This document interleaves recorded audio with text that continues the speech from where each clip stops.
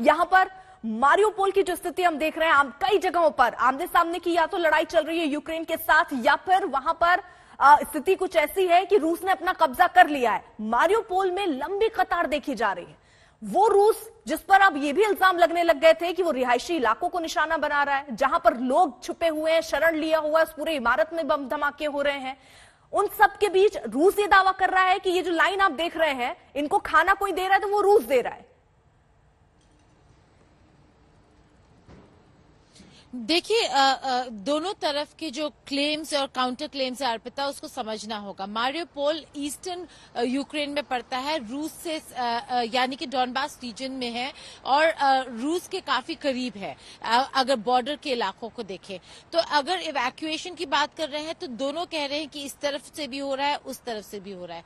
लेकिन Mariupol one of the most affected cities है, जिसने सबसे ज्यादा बमबारी सही है। और आप सही कह रहे हैं, रेजिडेंशियल एरियाज को भी बम्बार्ड किया गया है। तो बहुत बड़ा ह्यूमैनिटेरियन क्राइसिस अभी मारियोपोल में चल रहा है। लेकिन अगर एड की बात करें, ह्यूमैनिटेरियन एड की बात करें, तो एक्सेस बहुत कम है, बहुत कम जगहों से एक्सेस मिल पा रहा है, इसलिए अब खाने की कमी वहां पे महसूस होने लगी है। लेकिन रूस का भी ये दावा है कि काफी लोग मारियोपोल छोड़ के डॉनबास के इलाके यानी कि डोनेट्स्क के थ्रू रूस की तरफ बढ़ रहे हैं, ताकि वो सेफ महसूस कर सके और सेफ फील करे। लेकिन इसका मतलब ये नहीं है कि वहां पर जो इवैक्यूएशन हो रहे हैं वो बस एक तरफा है। बहुत लोग मारियोपोल छोड़ के भाग गए हैं कीव की तरफ, लवीव की तरफ और फिर ईस्टर्न यूरोप। और जो ह्यूमैनिटेरियन क्राइसिस जहां पे एड नहीं मिल पा रहा, खाना नहीं पहुंच पा रहा, वो इसलिए भी है क्योंकि जैसे गौरव ने कहा, जो सी के रास्ते हैं जहां से ह्यूमैनिटेरियन एड पहुंचने थे वो पहुंच नहीं पा रहे हैं। रूस ने वो सारे रास्ते बंद कर दिए हैं।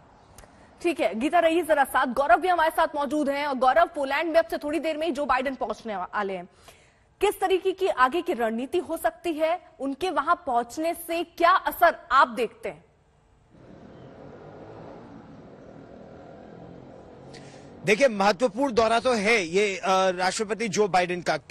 क्योंकि एक वो बहुत बड़ा संदेश ये देना चाहते हैं कि जितने भी नेटो देश हैं वो एक साथ है और नेटो देशों की सुरक्षा के लिए अमेरिका कटिबद्ध है। और ये आश्वासन राष्ट्रपति डूडा यहां पोलैंड के चाहते भी हैं। उनके मन में थोड़ा ये भय है कि अगर यूक्रेन पर आज कब्जा कर लिया रूस ने और दुनिया चुप रही, तो आने वाले वर्षों में, और यही बात राष्ट्रपति ज़ेलेंस्की भी कह रहे हैं कि आने वाले वर्षों में पोलैंड पर भी कब्जा होगा। लिथुआनिया, लाटविया, हंगरी और रोमानिया और जो सोवियत ब्लॉक के देश हैं उन पर एक एक करके रूस हावी होने का प्रयास करेगा। तो रोकने की आवश्यकता अभी है। राष्ट्रपति डूडा ने, जो पोलैंड के राष्ट्रपति हैं, उन्होंने ये मांग की है कि यहाँ पर सर्फेस टू एयर मिसाइल्स लगाई जाएं या पेट्रियट सिस्टम्स लगाए जाएं सीमा के पास। उन्होंने ये भी मांग की है कि अमेरिका के सैनिकों की तैनाती, नेटो के सैनिकों की तैनाती यहाँ बढ़े।